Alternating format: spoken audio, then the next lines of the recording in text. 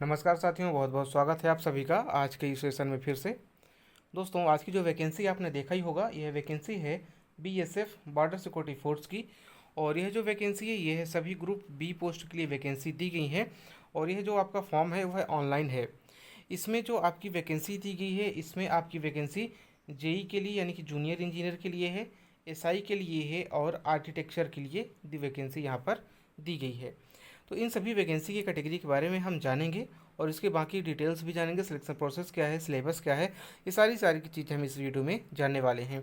और आप देख सकते हैं कि ये जो नोटिफिकेशन है ये 22 अप्रैल 2022 का है। और जो इसके एप्लीकेशन फॉर्म है ये आज से ही स्टार्ट हुए हैं। तो चलिए हम देखते हैं आगे की डिटेल्स। इसमें जो आपका बताया गया है कि ये जो नोटिफिकेशन था यह है एम्प्लॉयमेंट न्यूज़ या रोजगार समाचार में 23 अप्रैल का न्यूज़पेपर था, उसमें यह दे दिया गया है। और इसमें आगे है कि जो आपका ऑनलाइन डिटेल एडवर्टाइजमेंट है उसके अनुसार जो आपके ऑनलाइन एप्लीकेशन फॉर्म स्टार्ट होंगे वो कब से स्टार्ट होंगे। तो यहाँ पर दिया गया है कि 25 अप्रैल 2022 से यह जो आपके फॉर्म स्टार्ट हो चुके हैं, जो कि 8 जून 2022 तक के फॉर्म यह चलेंगे, यानी कि लगभग एक महीने से ज़्यादा का यहाँ पर समय दिया गया है। तो इन डेट्स को आप ध्यान रखें फ्रेंड्स। कितना, 25 अप्रैल से लेकर कब तक दिया गया है आपका, यह 8 जून 2022 तक। इस डेट में आप अपने फॉर्म अप्लाई कर सकते हैं। और जब आप लोग फॉर्म अप्लाई करने जाएंगे तो यहाँ पर एप्लीकेशन फ़ीस भी है, जो कि 200 रुपये दी गई है। यह जो एप्लीकेशन फॉर्म फ़ीस है 200 रुपये, यह सिर्फ जनरल ओबीसी और ईडब्ल्यूएस कैंडिडेट के लिए दी गई है। जबकि एससी एसटी कैंडिडेट्स और ex serviceman candidates, female candidates, ये सारे के सारे जो कैटेगरी हैं इनको फीस पेमेंट नहीं करना है। यहाँ पर आप क्लियरली देख सकते हैं, लिखा गया है कि candidates to pay 200 rupee examination fee through net banking या डेबिट कार्ड क्रेडिट कार्ड के माध्यम से, या किसी कॉमन सर्विस सेंटर से भी आप जहाँ से भी अपना फॉर्म भरवाएंगे वहाँ से आप इसको पे कर सकते हैं। और यहाँ पर नोट में दिया गया है कि female candidates, all categories and candidates belonging to scheduled caste यानी कि एससी एसटी, और जो कैंडिडेट्स बीएसएफ में अभी सर्विंग हैं यानी कि उसमें अभी वर्क कर रहे हैं, या कि एक्स सर्विसमैन हैं, इन सभी को एप्लीकेशन फ़ीस पेमेंट करने को वरीयता दी गई है, छूट दी गई है। यानी कि इन सभी कैटेगरी को एससी एसटी फीमेल बीएसएफ में जो अभी वर्किंग हैं और एक्स सर्विसमैन को कोई भी फीस पेमेंट नहीं करनी है। सिर्फ जनरल ओबीसी और ईडब्ल्यूएस कैंडिडेट के लिए 200 रुपये की एप्लीकेशन फ़ीस रखी गई है। तो अब चलिए हम आगे की एक एक डिटेल जान लेते हैं, जैसे कितनी वैकेंसी है, किस पोस्ट के लिए और किस कैटेगरी में कितनी वैकेंसी दी गई है, इसका फिजिकल स्टैंडर्ड क्या है और भी सिलेबस क्या है, सारी चीज़ें हम एक एक करके देखेंगे। तो यहाँ पर जो सबसे पहले इंस्पेक्टर आर्किटेक्चर के लिए है, उसमें सिर्फ एक वैकेंसी दी गई है और यह वैकेंसी सामान्य वर्ग में है, यानी कि कोई भी कैंडिडेट आर्किटेक्चर का इसमें अप्लाई कर सकता है। दूसरी वैकेंसी है सब इंस्पेक्टर वर्क्स के लिए। इसमें सब इंस्पेक्टर के लिए एसआई के लिए जो वैकेंसी दी गई है वह 57 यानी कि 57 वैकेंसी है। और इसमें सामान्य वर्ग के लिए 24 वैकेंसी है, ईडब्ल्यूएस के लिए 5 वैकेंसी है, ओबीसी के लिए 16 वैकेंसी, एससी के लिए 8 और एसटी के लिए 4 वैकेंसी दी गई है। इसके आगे है जूनियर इंजीनियर या सब इंस्पेक्टर जेई या एसआई इलेक्ट्रिकल के लिए है। इसमें कुल इलेक्ट्रिकल में 32 वैकेंसी दी गई है, जिसमें 16 वैकेंसी सामान्य वर्ग के लिए है, ईडब्ल्यूएस के लिए 4 वैकेंसी है, ओबीसी के लिए 4, एससी के लिए 5 और एसटी के लिए 3 वैकेंसी दी गई है। यहाँ पर आप दोनों वैकेंसी का वेतनमान भी देख सकते हैं। इसमें जो आपका आर्किटेक्चर के लिए है वो 44,900 रुपये से लेकर 1,42,000 रुपये तक है 7th पे स्केल पर। और वहीं पर अदर दो पोस्ट के लिए एसआई के लिए जो है वह 35,400 रुपये से लेकर 1,12,400 रुपये तक दिया गया है। इसमें जो 10% रिजर्वेशन है वो एक्स सर्विसमैन के लिए दिया गया है एसआई में, यानी कि जो एसआई वर्क्स में है उसमें 5 वैकेंसी एक्स सर्विसमैन के लिए हैं और इलेक्ट्रिकल में भी 3 वैकेंसी एक्स सर्विसमैन के लिए हैं। हालांकि ऐसी कंडीशंस में यदि एक्स सर्विसमैन नहीं अवेलेबल होते हैं या एक्स सर्विसमैन के कैंडिडेट्स नहीं हो पाते हैं, तो जिस कैटेगरी के लिए एक्स सर्विसमैन में वह वैकेंसी अप्लाई भरी जाती है। अब इसके आगे हम देखते हैं एजुकेशनल क्वालिफिकेशन, यानी कि आपके लिए इसमें शैक्षणिक योग्यता क्या मांगी गई है। तो इंस्पेक्टर के लिए है, इंस्पेक्टर का जो आर्किटेक्ट के लिए है, इसमें आपका आर्किटेक्चर में डिग्री होनी चाहिए और साथ ही साथ में council of architecture under architectures act 1972 के अंडर में आपको उसमें रजिस्टर्ड भी होना चाहिए। दूसरी पोस्ट है आपकी जो सब इंस्पेक्टर वर्क्स के लिए। तो जो सब इंस्पेक्टर वर्क्स है उसमें आपका 3 साल का डिप्लोमा सिविल इंजीनियरिंग में किसी भी स्टेट से होना चाहिए। और इलेक्ट्रिकल के लिए आपका इलेक्ट्रिकल में भी 3 साल का डिप्लोमा इलेक्ट्रिकल में होना चाहिए, इलेक्ट्रिकल इंजीनियरिंग में। इसके आगे हम देखते हैं आपका एज लिमिट। यहाँ पर जो एज लिमिट दी गई है तो सभी पोस्ट के लिए 30 साल से कम ही होना चाहिए, 30 साल से ज़्यादा नहीं होना चाहिए।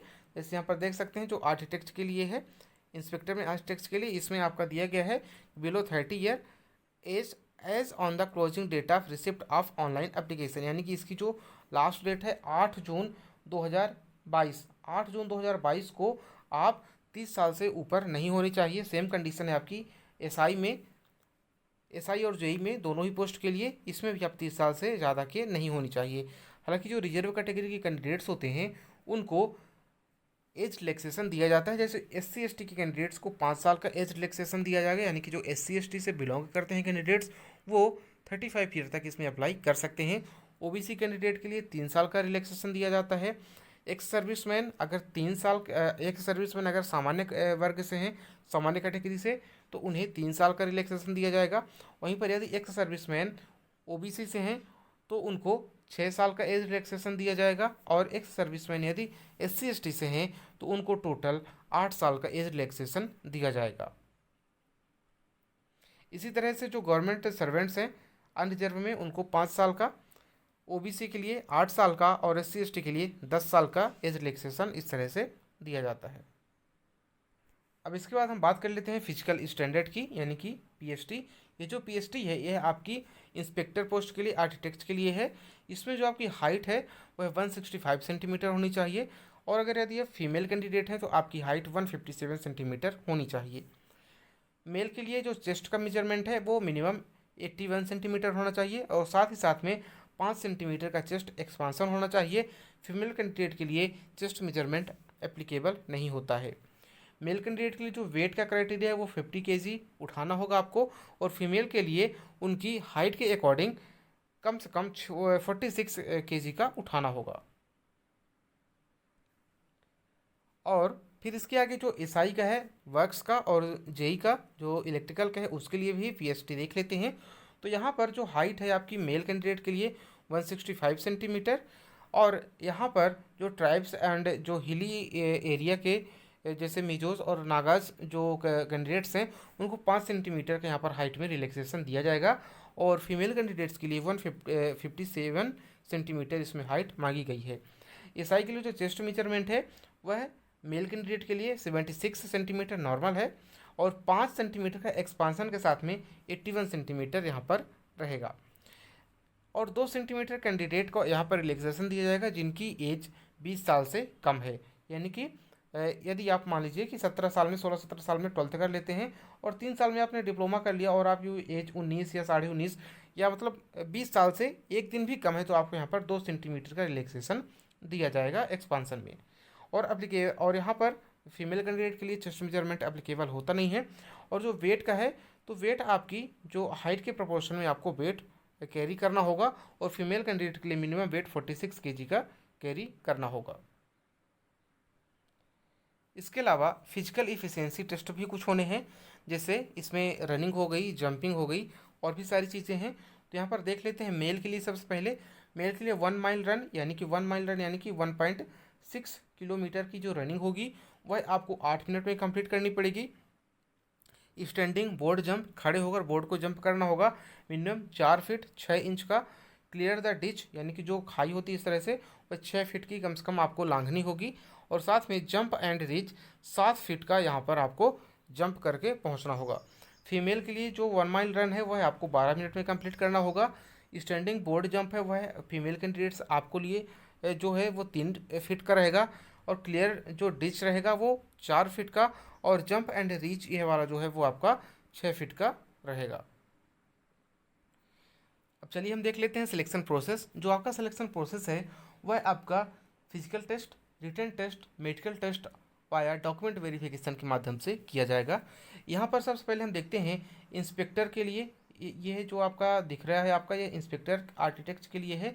इसमें आपके 5 पार्ट रहेंगे, जिसमें से जनरल इंग्लिश आपकी आएगी 10 क्वेश्चंस 10 मार्क्स के आएंगे।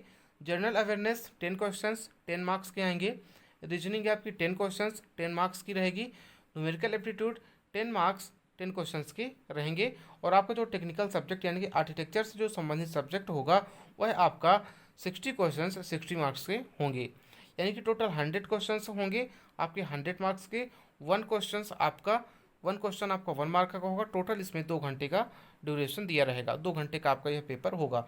यानी कि जो आपका नॉन टेक्निकल पार्ट है वह आपके 40 नंबर का, और टेक्निकल पार्ट आपका जो है वो आपका 60 नंबर का होगा।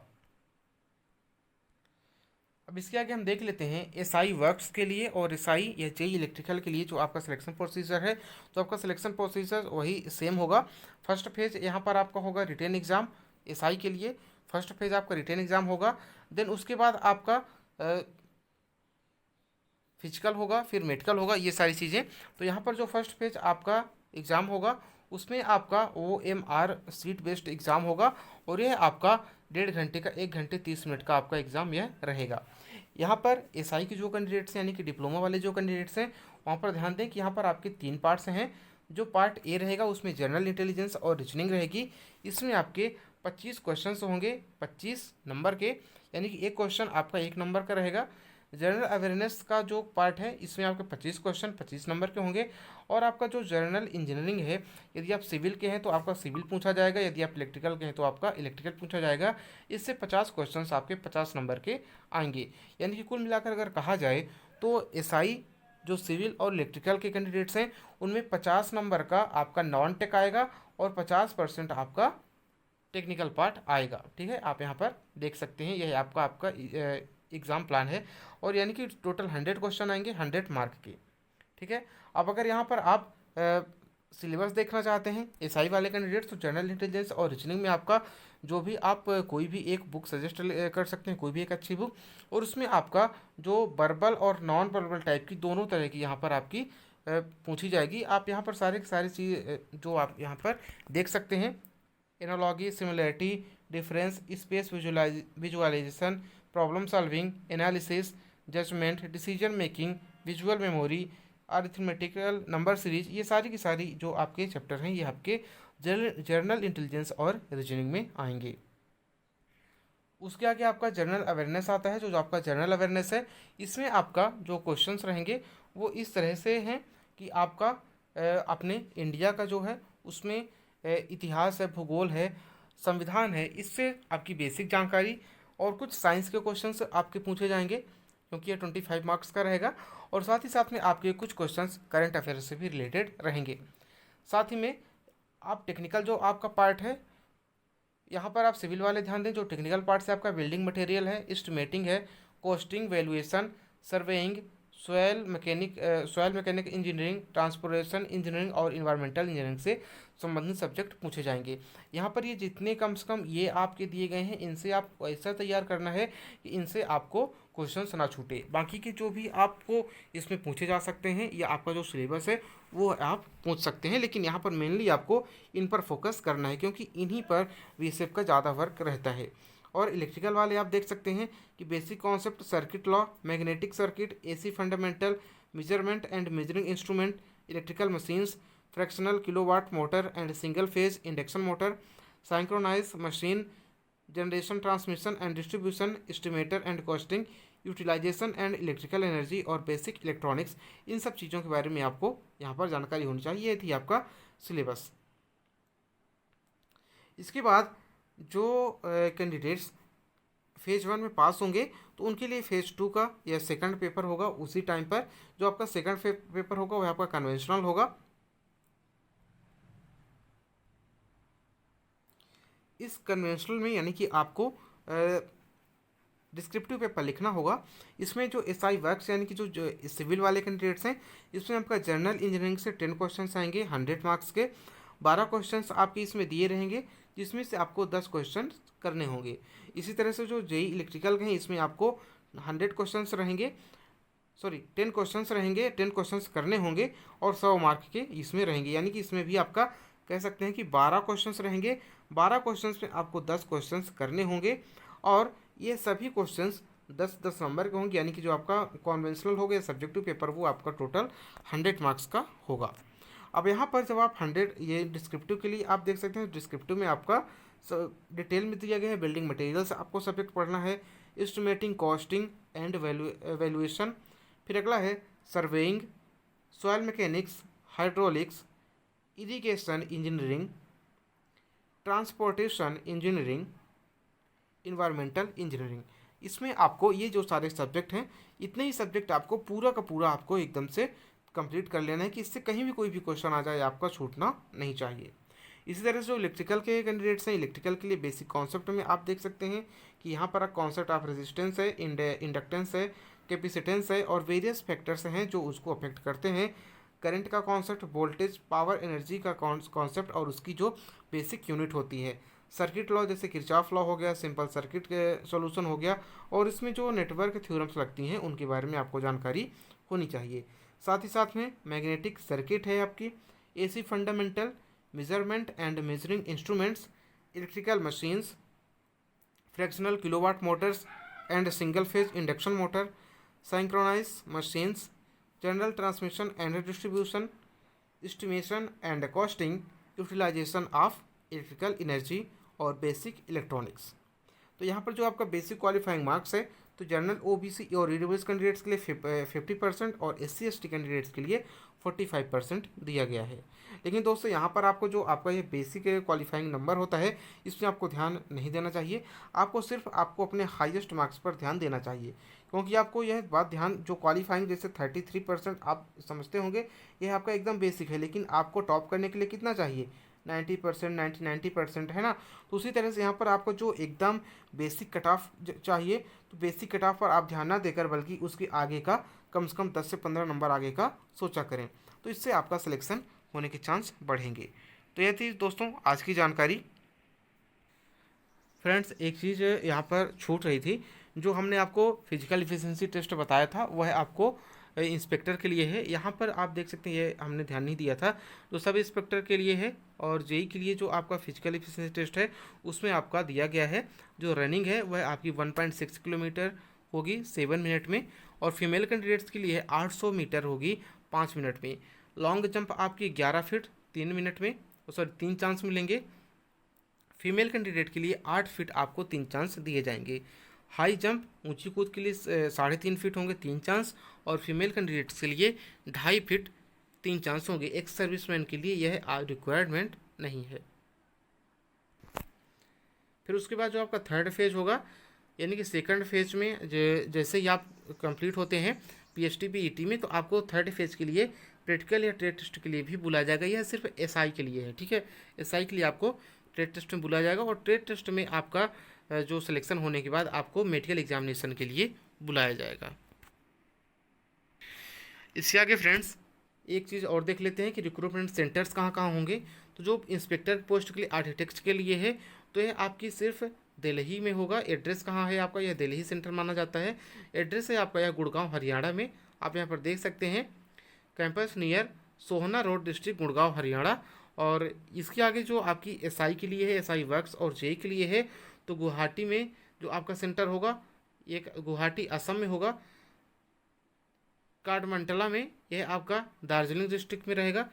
वेस्ट बंगाल के लिए झारखंड का हजारीबाग में रहेगा, दिल्ली वालों का हरियाणा में रहेगा, जोधपुर का जोधपुर राजस्थान में ही रहेगा, जो भी आपके आसपास के होंगे। जालंधर का पंजाब में, बेंगलुरु यहाँ पर आप देख सकते हैं बेंगलुरु में कर्नाटका के आसपास वालों का रहेगा। अब यहाँ पर आप जो भी देख सकते हैं, जैसे यदि आप मध्य प्रदेश, उत्तर प्रदेश, छत्तीसगढ़ इधर के आसपास के हैं, तो आपको हो सकता है दिल्ली या जोधपुर सेंटर मिल सकता है इस तरह से, ठीक है। तो यह थी दोस्तों आज की जानकारी। उम्मीद करता हूँ कि आप लोगों को यह जानकारी समझ आई होगी। किसी भी और डाउट के लिए या कोई भी समस्या है तो आप हमें कमेंट बॉक्स में कमेंट करके पूछ सकते हैं। आपको एप्लीकेशन फॉर्म भरने में समस्या आ रही है या किसी भी तरह की कोई भी समस्या है, तो आप हमें कमेंट बॉक्स में ज़रूर बताएं। हम आपकी ज़रूर हेल्प करेंगे जितना हमसे हो पाएगा दोस्तों। आपसे मिलेंगे हम अगली वीडियो में, तब तक के लिए नमस्कार, धन्यवाद।